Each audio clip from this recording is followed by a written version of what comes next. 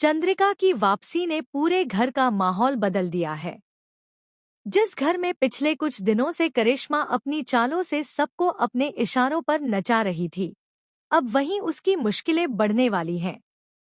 क्योंकि अब मुकाबला किसी आम इंसान से नहीं, बल्कि चंद्रिका से होने वाला है। वही चंद्रिका जिसने हमेशा परिवार को टूटने से बचाया और हर बार सच का साथ दिया।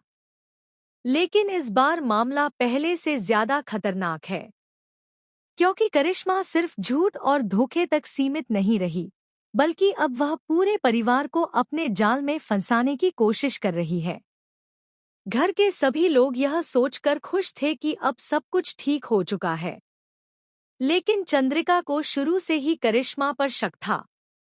उसे महसूस हो रहा था कि करिश्मा बाहर से जितनी मासूम दिखाई देती है, अंदर से उतनी ही चालाक है। कई बार उसने करिश्मा को चोरी छिपे किसी से बात करते हुए देखा था, लेकिन हर बार करिश्मा बात को घुमा देती और खुद को बेगुनाह साबित कर देती। उधर वसुधा भी धीरे धीरे करिश्मा की सच्चाई समझने लगी थी। उसे एहसास हो चुका था कि करिश्मा सिर्फ इस घर में प्यार पाने नहीं आई, बल्कि उसका कोई और मकसद है।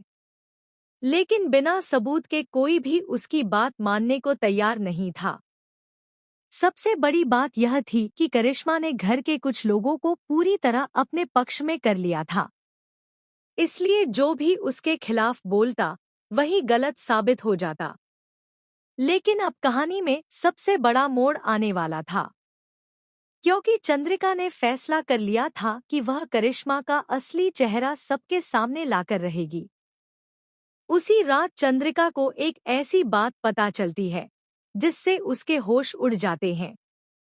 उसे मालूम पड़ता है कि करिश्मा किसी अनजान आदमी से चोरी छिपे मिल रही है और दोनों मिलकर परिवार के खिलाफ बड़ी साजिश रच रहे हैं। चंद्रिका तुरंत उस आदमी का पीछा करती है। वह चुपचाप हवेली के पीछे वाले पुराने गोदाम तक पहुंचती है। वहां जो कुछ वह सुनती है, उसे सुनकर उसके पैरों तले जमीन खिसक जाती है। करिश्मा उस आदमी से कह रही होती है कि बहुत जल्द इस घर की सारी संपत्ति उसके नाम हो जाएगी और किसी को उस पर शक भी नहीं होगा। इतना ही नहीं, वह यह भी कहती है कि अगर कोई उसके रास्ते में आया, तो वह उसे हमेशा के लिए रास्ते से हटा देगी। यह सुनते ही चंद्रिका को समझ आ जाता है कि करिश्मा कितनी खतरनाक हो चुकी है। लेकिन वह तुरंत सामने नहीं आती।